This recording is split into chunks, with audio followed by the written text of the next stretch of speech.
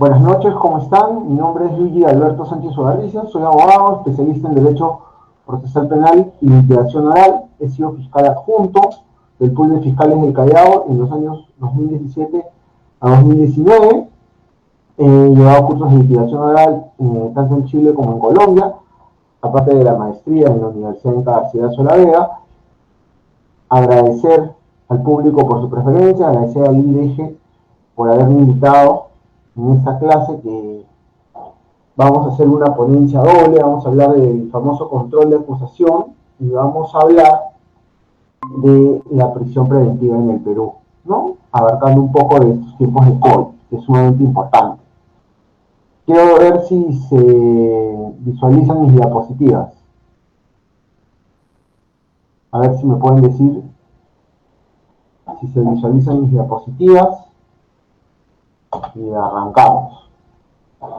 El control de acusación es un cúmulo de actos que se encuentran situados en la etapa intermedia del proceso.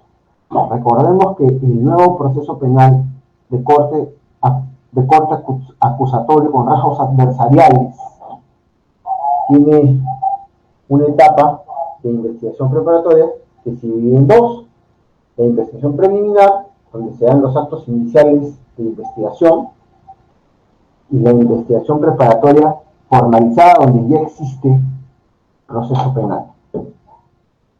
Entonces, terminada la investigación preparatoria, se da la etapa intermedia, que en esta etapa se da el famoso control de acusación, que es un conjunto de actos procesales autónomos en los cuales se hace una crítica a la investigación preparatoria. Es decir, se lleva los resultados de la investigación que se ha realizado, dirigida por el fiscal y como coadyuvante de la Policía Nacional, y se ponen a prueba para ver si se amerita llevar un juicio oral o al sobreseimiento, que es el archivo judicial. En esta etapa intermedia que se da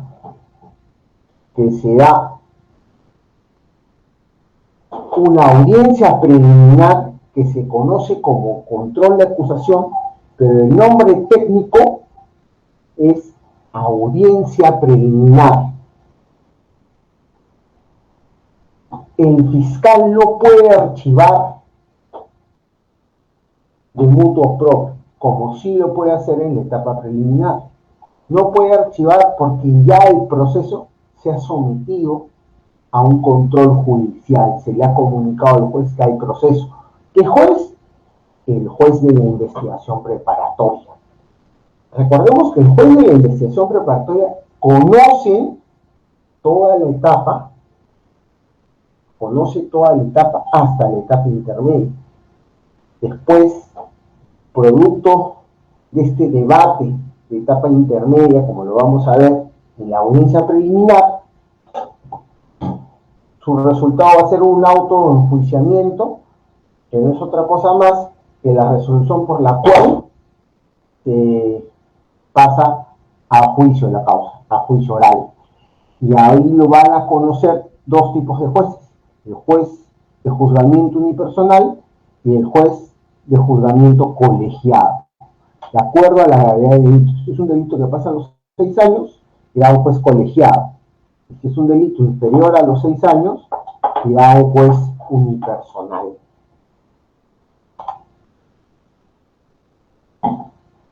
El fundamento del control de acusación se fundamenta en el principio de economía procesal, que se busca finalizar en sentido negativo su juicio oral un caso que no merece ser sometido a debate, evitando en esta forma molestias formas procesales.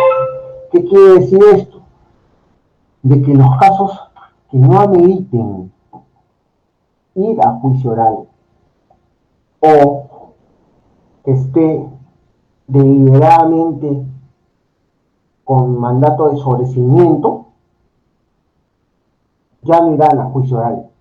Lo que se quiere en esta etapa intermedia es que los procesos que realmente ameritan y acreditan valor probatorio van a ir a juicio oral, y los que no se van a ir al sobreseimiento.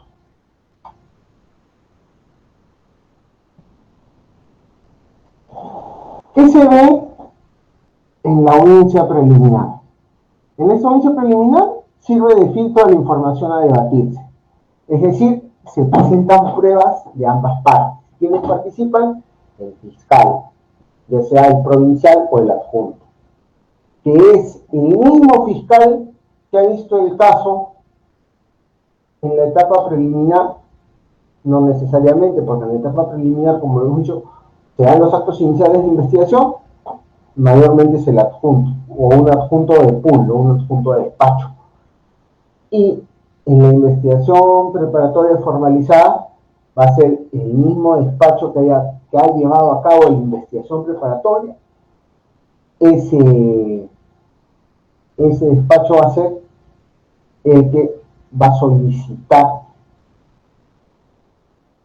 acusación, porque esta audiencia preliminar se da cuando hay un requerimiento de acusación.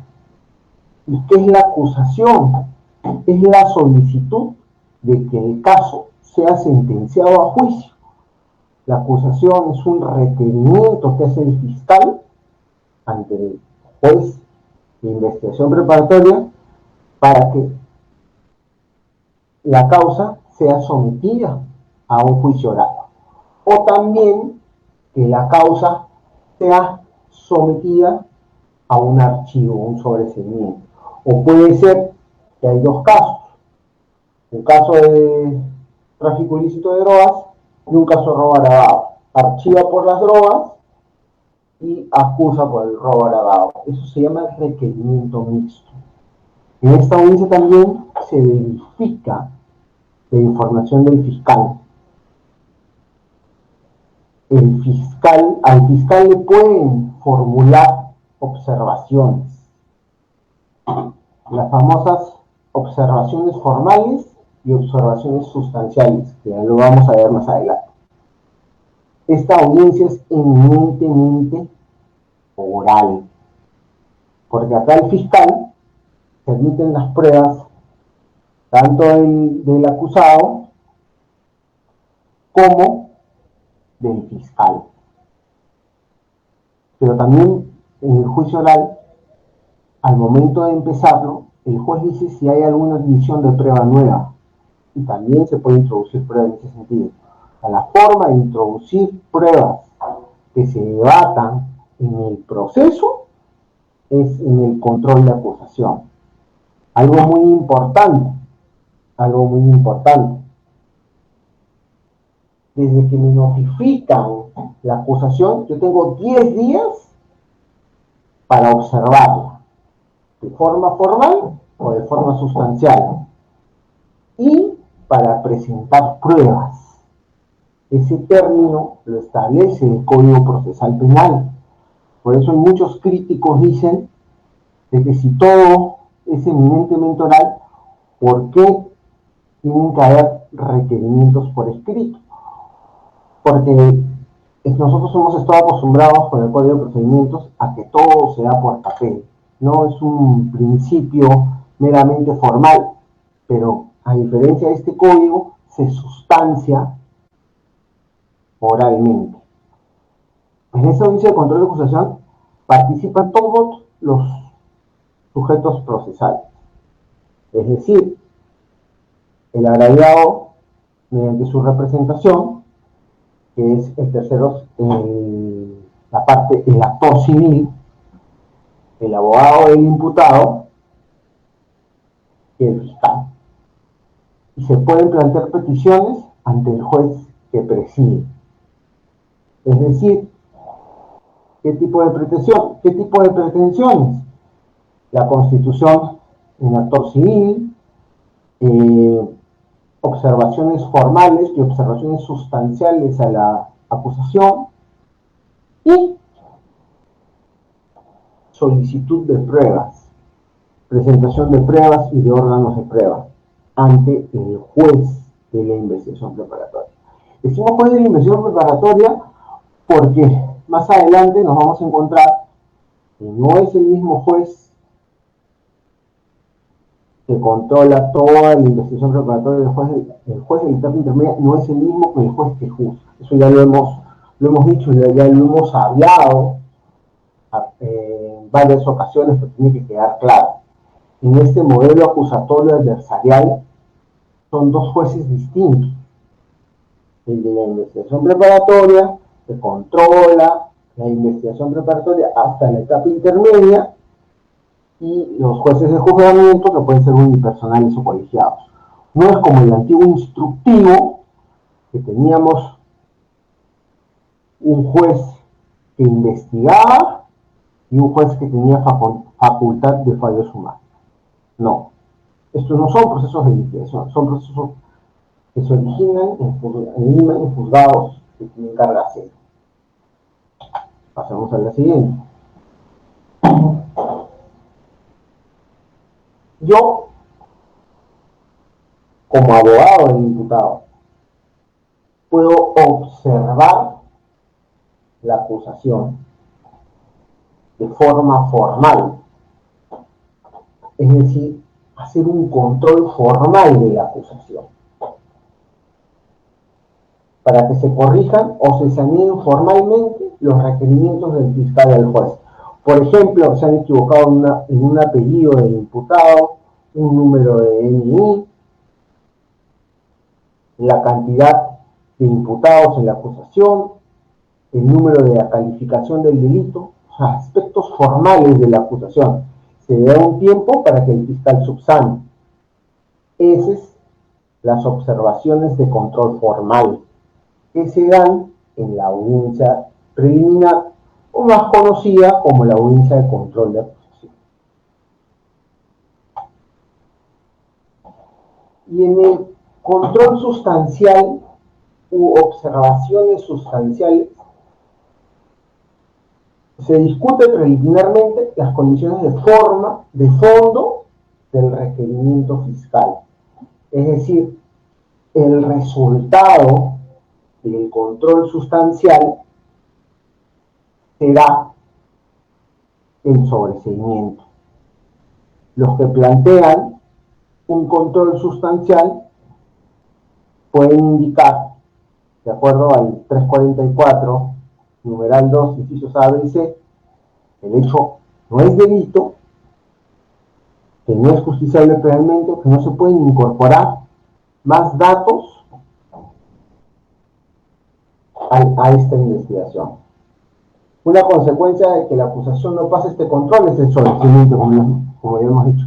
Y de esta forma se racionaliza la administración de justicia penal, para que no todo vaya a juicio oral, sino realmente lo que amerita y las causas que cumplen las condiciones formales, que tengan medios probatorios debidamente establecidos. Eso irá a juicio oral. Si no, por solicitud del fiscal,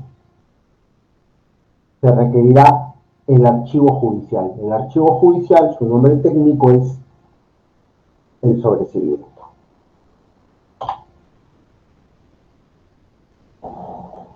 Esta etapa intermedia, donde se da el control de acusación, tiene algunas características.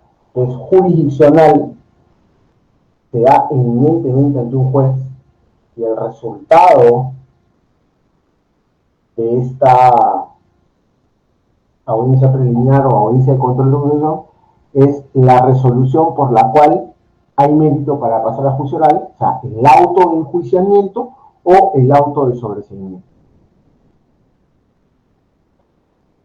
Es funcional porque la solicita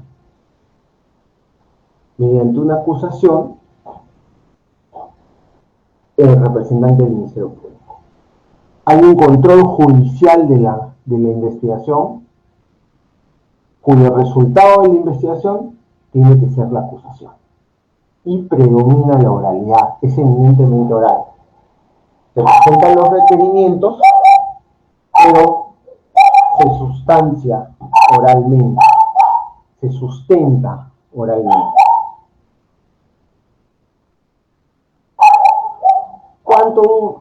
Mucha gente se pregunta cuánto dura la etapa intermedia en la cual se da el control de acusación. No hay plazo. El plazo razonable dependerá de la complejidad del delito. Por ejemplo, un caso práctico, el caso de Keiko Fujimori, no vamos a esperar un control de acusación de 1 o 2 sesiones, por lo menos va a durar 6 meses, porque son múltiples delitos. Depende la complejidad del delito o de los delitos y de la cantidad de imputados. No tiene un tiempo, no tiene un plazo definido. Y de la cantidad de pedidos que pueda hacer la defensa o el fiscal. De repente de 3 cargos, de 2 solicita el sobreseimiento y de 1 está acusando.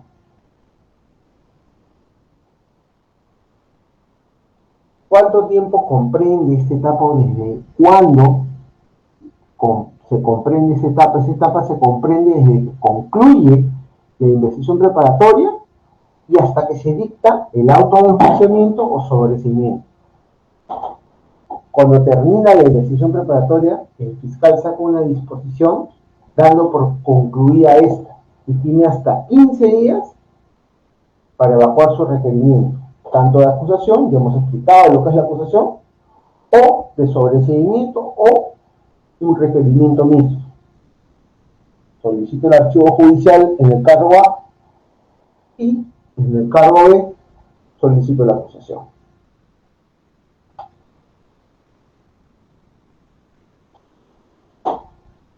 Vamos a explicar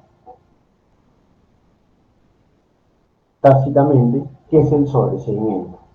El sobreseimiento no es otra cosa que la solicitud de archivamiento del caso, que lo puede hacer el imputado mediante su defensa o el fiscal en vez de emitir pretensión acusatoria. Ya hemos explicado que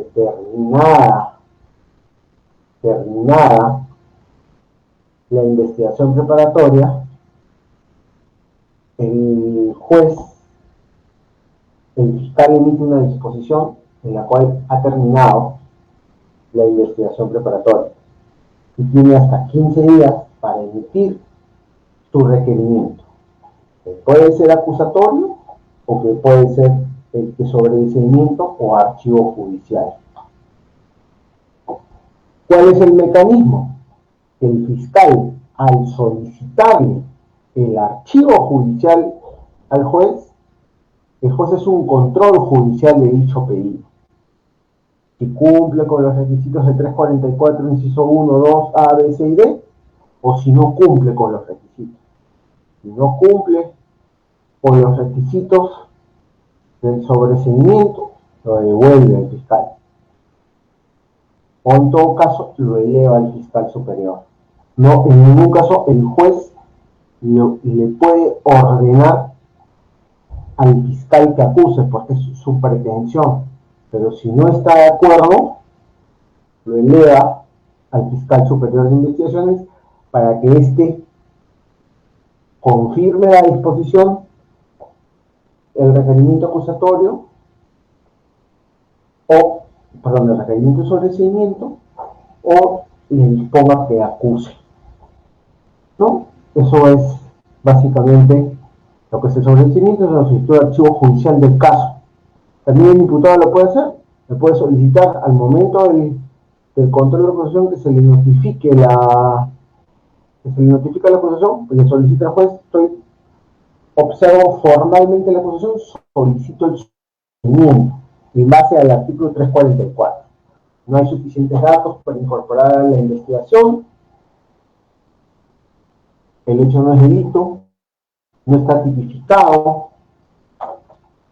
Vamos a ver si tenemos alguna pregunta.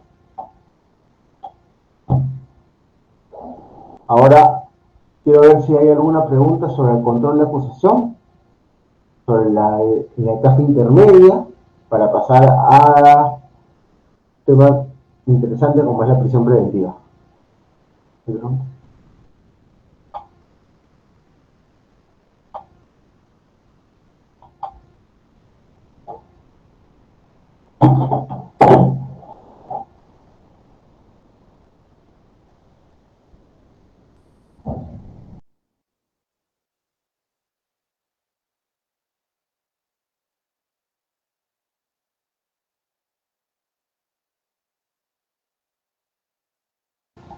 Continuamos.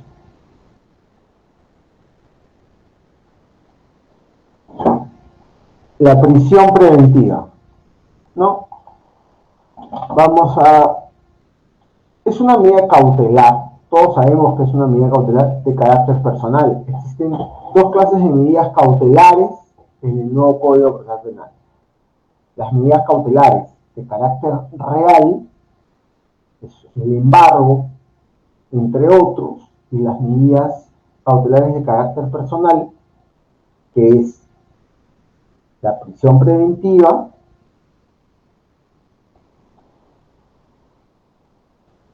la comparecencia con restricciones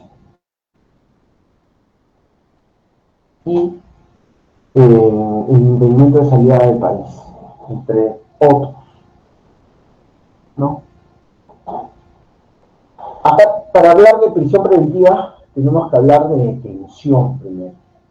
¿Qué es la detención? Es el poder coercitivo de quitar la libertad a una persona. ¿Y cuándo procede una detención policial? En flagrancia.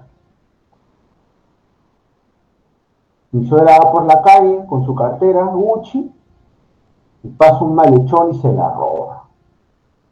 Y como se da cuenta que la cartera no es original, regresa para arrebatarle el celular.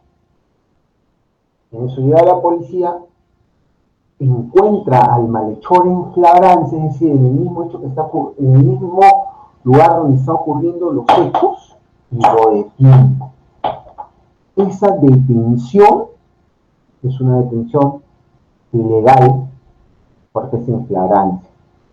¿Y qué es la flagrancia? De acuerdo al artículo 259 del Código Procesal Penal, la flagrancia no es otra cosa que cuando se te encuentra cometiendo un delito. Cuando cometes un delito y corres y se te encuentra después de cometer un delito. Cuando se te encuentra con enseres del delito. Entonces, esas es las causas de flagrancia que indican nuestro ordenamiento jurídico. Flagrancia propiamente dicha, cuasi flagrancia y presunción de flagrancia. ¿No? Eso es en el caso de la detención policial. Y en el caso del arresto ciudadano, cualquier ciudadano, me refiero a agentes de seguridad particular, miembros del serenazgo, pueden arrestar a una persona o detenerla, también con este requisito de flagrancia delictiva, y ponerla a disposición de la autoridad. No es que lo van a detener y lo van a encerrar en un cuarto, no, lo detienen, llaman a la policía o lo ponen a disposición de la policía, en el término de la distancia. Cuando decimos en el término de las distancias, en lo que dure. ¿Me están escuchando?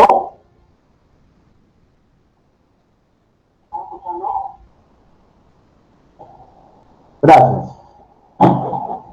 Cuando hablamos de detención preliminar judicial, es cuando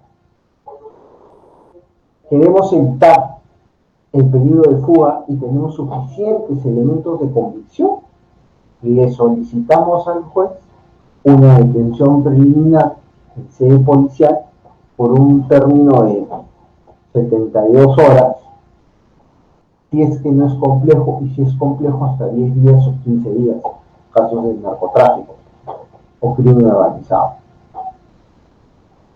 Mayormente utilizan la detención preliminar para asegurar elementos de convicción y posteriormente solicitar la prisión preventiva. Como hemos visto en el caso de los cócteles de Keiko Fujimori, ahí primero detenían preliminar judicialmente y ahí pedían prisión preventiva. En el caso también del expresidente Pedro Pablo Kuczynski, también detuvieron preliminarmente y solicitaron prisión preventiva. También en el caso de Richard Swing, lo detuvieron preliminarmente y ahí le solicitaron prisión preventiva. Entonces, hemos llegado a la más gravosa de las medidas coercitivas reales. La más gravosa es la prisión preventiva. ¿Y en qué consiste la prisión preventiva?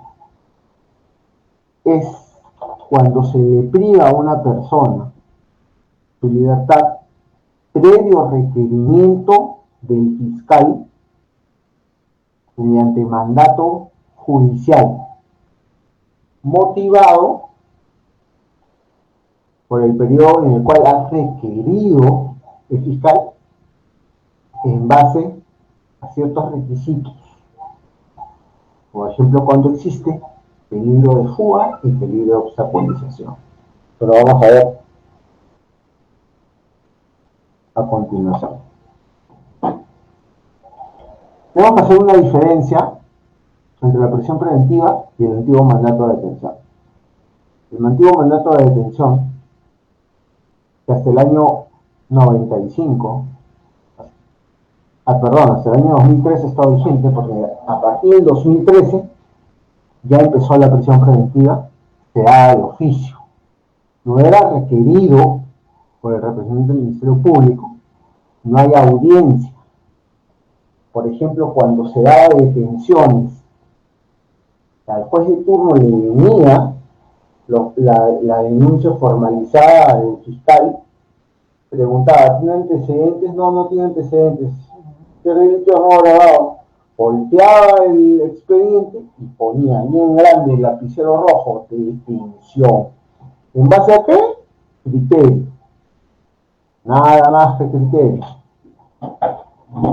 No se basaba en nada más que su propio criterio.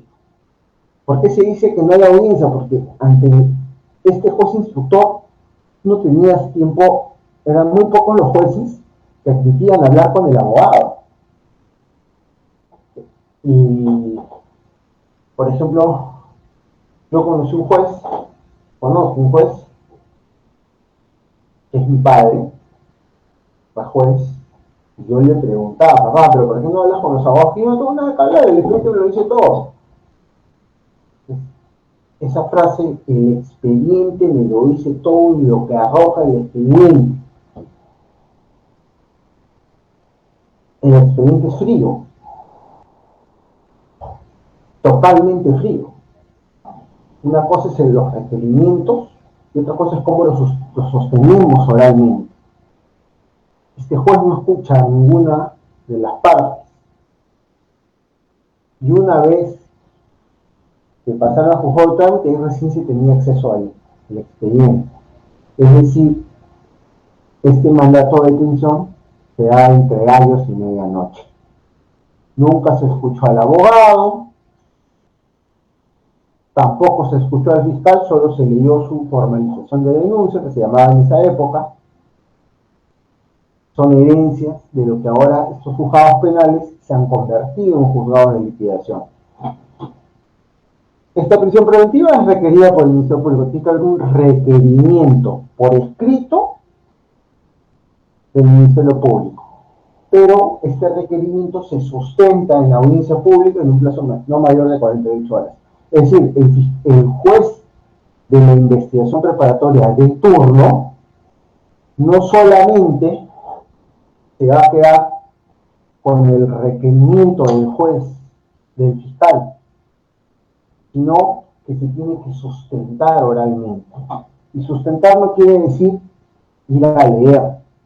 Sustentar quiere decir motivar oralmente el requerimiento. Se tiene que notificar a todos los sujetos procesales, inclusive al agraviado o al actor civil.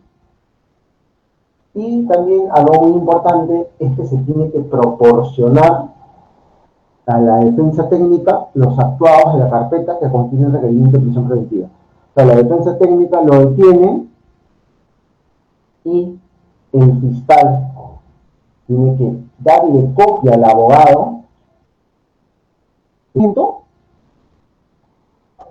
de prisión preventiva conjuntamente con todos los actuados que han motivado este requerimiento. Las declaraciones, es decir, todo el grueso del informe policial. Sabemos que un informe policial, a diferencia de lo que era un atestado policial, el atestado tenía conclusiones, presunto responsable. Acá no hay conclusiones. Acá solamente tenemos una glosa de las diligencias que se han actuado. En este sentido, la declaración de A, la declaración de B, la declaración de C, el toxicológico, si es un caso de violación, la pericia forense, todo eso tiene que correr de traslado al abogado, por si no se está vulnerando el derecho de defensa. Porque el abogado no dice prisión preventiva, no va a sentar, va a absolver y darle la contra ese requerimiento y probar que existen los arraigos y que no hay peligro ni de fuga ni de obstaculización.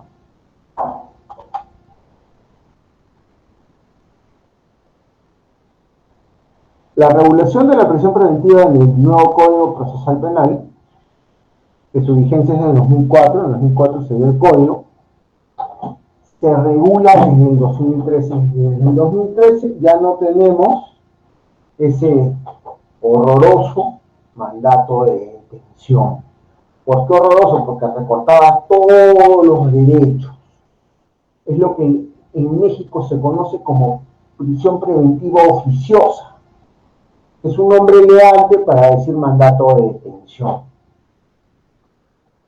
Porque ese juez, instructor, en su turno, a las 12 de la noche de un domingo,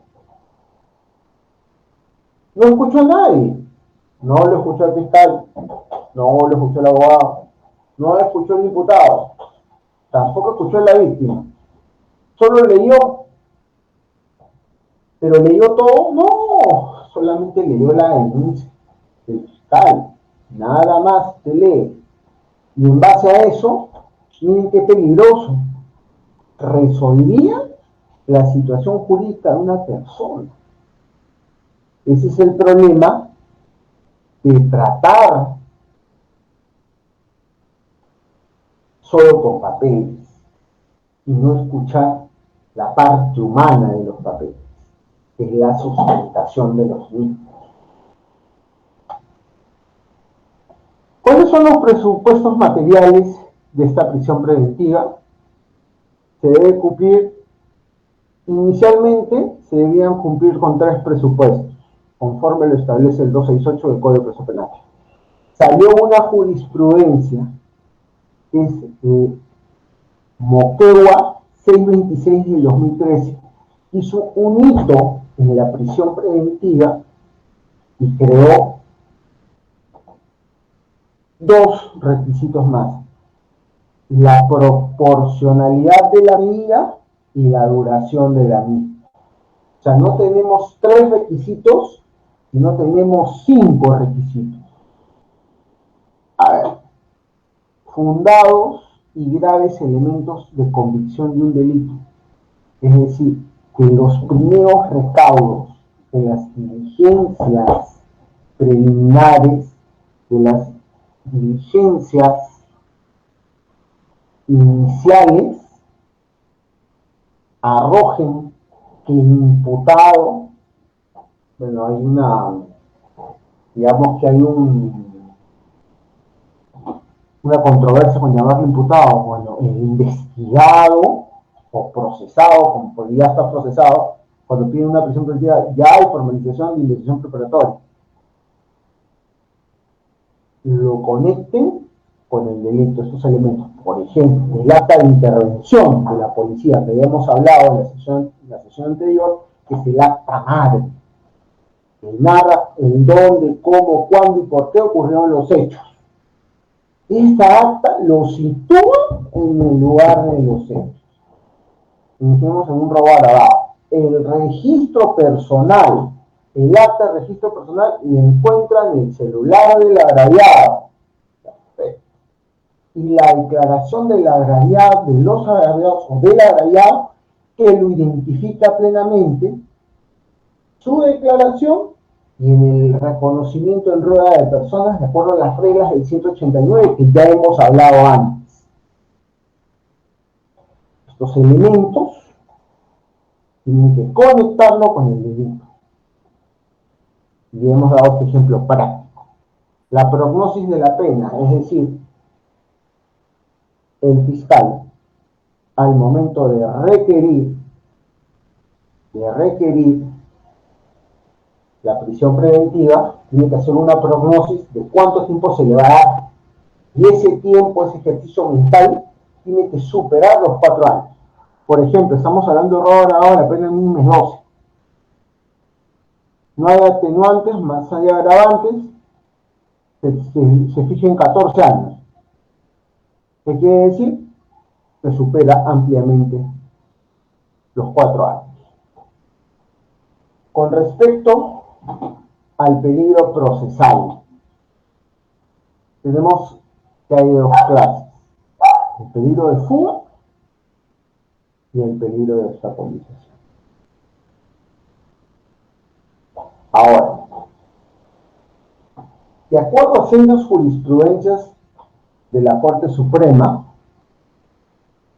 el peligro procesal no solo debe invocarse. Muchos fiscales dicen, hay peligro procesal, ya, pero pruébalo. ¿Qué peligro hay? ¿Hay de fuga o hay de obstaculización? No, es que hay peligro, sí, doctor, ya hemos escuchado el peligro procesal, pero díganme, ¿de fuga o obstaculización? ¿Y por qué? Peligro de fuga, lo estamos llevando al señor a la delegación y ha golpeado con su cabeza la luna del patrullero, la ha roto y ha saltado el patrullero corriendo. Estás probando el peligro de fuga. Acá entra a tallar el tema de los arraigos, que es el vínculo que se tiene con el trabajo, con la familia, con la sociedad. El famoso arraigo familiar, el famoso arraigo laboral. Ahora, ¿cómo probar si una persona tiene trabajo? En el Perú, no todos tienen trabajo formal. El que les habla también es abogado independiente, ¿no? Por ejemplo, en mi caso, si me solicitan una prisión preventiva por algún tipo de delito que yo nunca he cometido ni cometeré, pero para situaciones del ejemplo, los recibos que yo giro como abogado, los contratos. En el caso que sea un trabajador de la construcción, te presento como arraigo laboral mis boletas de pago, mis recibos simples, un memorial de jefe de obra que me ha contratado, una declaración jurada, legalizada. Yo no estoy muy de acuerdo, y se lo he dicho a muchos amigos jueces y fiscales, de por qué tener que entregar instrumentales legalizadas. De repente tengo una prisión preventiva, un viernes a las 6 de la tarde me notifican para el sábado, que va a ser el sábado o el domingo, ¿dónde consigo notaría para que legalice? Es el tema.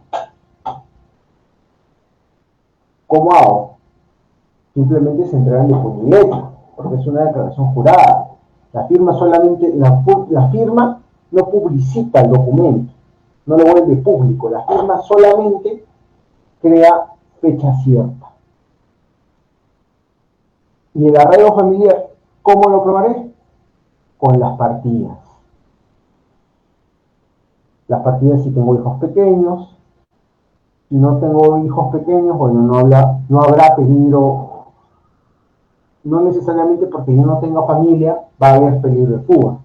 Ahora, el arraigo domiciliario, ¿cómo lo pruebo? Con una declaración jurada simple del lugar donde yo vivo o un recibo de luz. Mucha gente dice, pero mi DNI no coincide con el lugar donde yo vivo. En todo caso, se hace una declaración jurada del lugar donde vive. Ese lugar, de acuerdo a esta jurisprudencia, Moquegua 626, tiene estos arraigos tienen que ser de calidad, no de cantidad, sino de calidad. Tienen que probar que la persona está vinculada tanto a un trabajo, a una familia y a un domicilio. Y un domicilio tiene que ser cotidiano, un lugar donde esta persona vaya todos los días, no importa que sea soltero, porque hay jueces que dicen, no, esta persona es soltero, se va a fugar.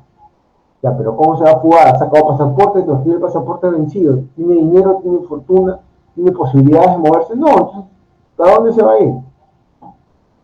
Son esos criterios que nosotros como abogados litigantes tenemos que impartir para probar que no hay peligro procesal.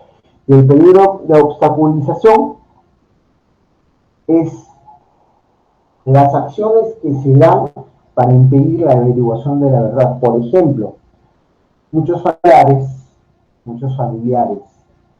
detenidos se acercan al agraviado y le dicen, te devuelvo el celular y te compro otro. Pero no declares, no te presentes, no le hagas daño a mi hijito, que él es el sostén de mi familia. Que no es una amenaza propiamente dicha, pero está interfiriendo en la obstaculización de la verdad. Entonces, esta persona, si estos actos se comprueban, podría declararse fundado por peligro procesal. Ahora, tenemos que decir que este peligro de obstaculización tiene que probarse, al igual que el peligro de fuga. No solo el Ministerio Público Alema, que solamente invoca, tiene que probarse.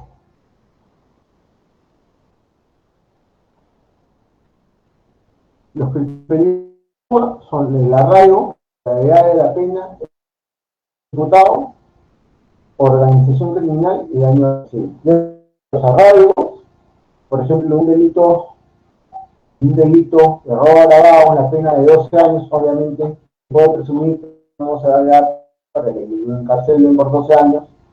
Como la cárcel está bonita, se va a quedar y va a decir, sí, ya me está, yo mismo me enmarró. No, se va a jugar. Comportamiento del imputado y daño resarcible. Se acercó al agraviado, le dijo, le pidió disculpas al menos, digo, ¿sabes qué? Le compro el celular, o le devuelvo el celular, o si ya lo vení, le compro un igualito, le doy dinero para que se compre uno. De cierta forma estoy aminorando el daño criminógeno. Y también si te pertenece a una organización o una banda criminal, eso también va a tener en cuenta el juez al momento de calificar el requerimiento de prisión preventiva.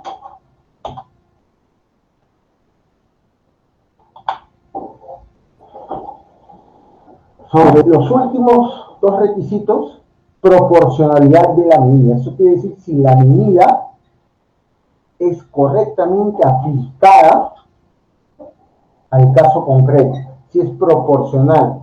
En este caso se tiene que medir los niveles de daño. Hay daño, hay peligro de fuga, hay peligro de obstaculización. Si es proporcional porque le ha pegado al agraviado, lo ha dejado inconsciente desfigurado en el piso y encima le ha robado. Y producto de eso murió. Es un robo con subsecuente muerte. Entonces sí será proporcional. Dentro de este principio de proporcionalidad tenemos el subprincipio de necesidad. Obviamente, si la medida es proporcional es necesaria, ¿por qué? Porque una de las subfunciones de la prisión preventiva es que esta prisión preventiva sea punitiva, proteja a las personas. Y obviamente la duración de la medida, que se tiene que poner cuánto de plazo se le va a dar. En procesos comunes, 9 meses. Procesos semicomplejos, 18. Y procesos complejos, como el de Keiko Fujimori, o el crimen organizado, 36. Pero ¿qué pasa? Ya ha pasado. ¿Qué pasa si esta persona ya se han realizado todas las diligencias, un delito de robo agravado, se han realizado todas las diligencias? Te falta una declaración de un agraviado. Entonces, no se le va a poner 9 meses. Por una declaración se le pondrán 3, 4 meses. Es de acuerdo a las diligencias que se han actuado. Mayormente en los casos de robo agravado, todos se actúan en las 48 horas. Quedan más que 2 o 3 diligencias. Entonces, hay jueces que te dan los 9 meses y hay otros que no te dan 4, 5, 7 meses. Ahora, esta prisión preventiva también puede ser prorrogada. Sí, puede ser prorrogada. ¿Por qué? Cuando falta un acto de prueba, falta alguna diligencia, se prorroga. Puede ser por 9 meses, puede ser por 18. Imaginemos que esta persona la detienen un delito de robo agravado y esta persona tiene que incluso la detención llevar hacia el juicio oral. Entonces, ¿qué hace? Le van a vencer el control de acusación y el fiscal espera que se le vence y pida. Antes del vencimiento se tiene que solicitar la prórroga de la prisión preventiva porque falta una diligencia, porque se tiene que actuar una prueba que no se ha actuado. Ahora vamos a la audiencia de prisión preventiva. Acá necesariamente tiene que existir un contradictorio, prueba de cargo y descargo en base al principio de igualdad de armas o reglas de derecho. Ya hemos hablado que en este tipo de procedimientos acusatorios contra los adversariales, el fiscal y el fiscal y el abogado son adversarios. La misma información que maneja el fiscal tiene que manejarla el abogado. Toda disposición que emite el Ministerio Público tiene que ser puesta en conocimiento de la defensa. Ahora llegamos a otro problema. Si esta defensa no está personada, ¿qué hacemos? Que necesariamente tiene que haber una defensa personada. Lo contactan con el defensor público. Pero si el defensor público a veces se presenta y no tiene tiempo de leer, bueno, hará una defensa por cumplir, pero de eso no se trata. Por eso yo a veces recomiendo que mejor es buscar su defensor particular. Invertir un poquito más, no porque los defensores públicos sean malos, sino porque la cantidad de usuarios que tienen a veces les impide llevar a cabo una defensa caballera.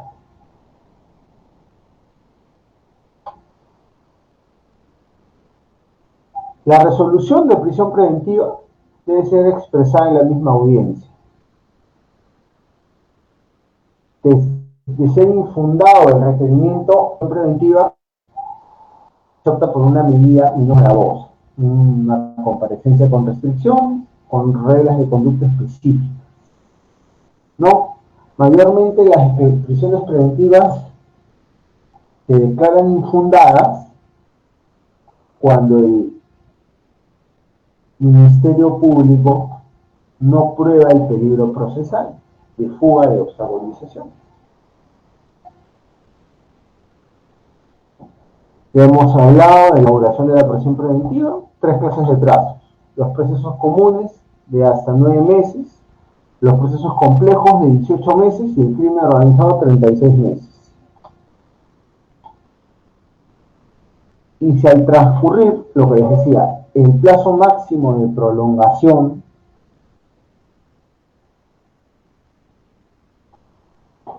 no hay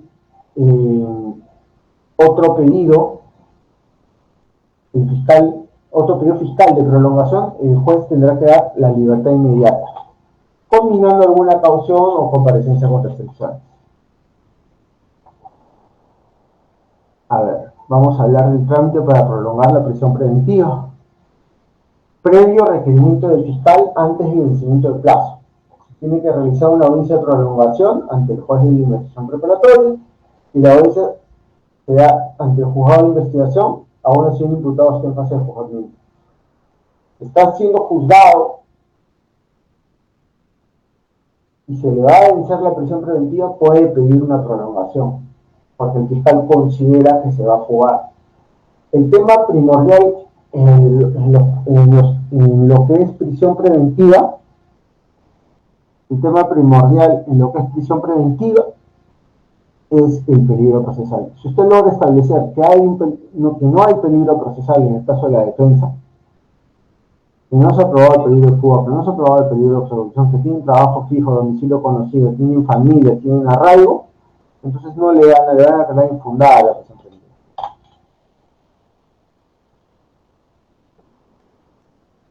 ¿Cuándo se prolonga la prisión preventiva? Cuando existen circunstancias que importen una especial dificultad o prolongación de la investigación, o la posibilidad de que el imputado pueda sustraerse de la acción de la justicia por encontrarse en libertad.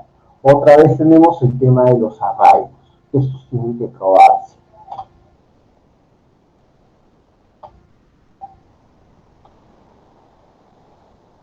Bueno, y hemos llegado al final. Y por último quería decirles que también se puede solicitar el cese de la prisión preventiva, siempre y cuando existan nuevos elementos de convicción, nuevos elementos que revoquen a los anteriores elementos por los cuales se ha dado la prisión preventiva. Bueno, agradecer al Instituto, al IEG, por haberme convocado esta noche. Agradecer a todos ustedes por su gentil participación. Muchas gracias por escucharme y espero que tengamos otro diplomado o seminario para estar juntos. Gracias.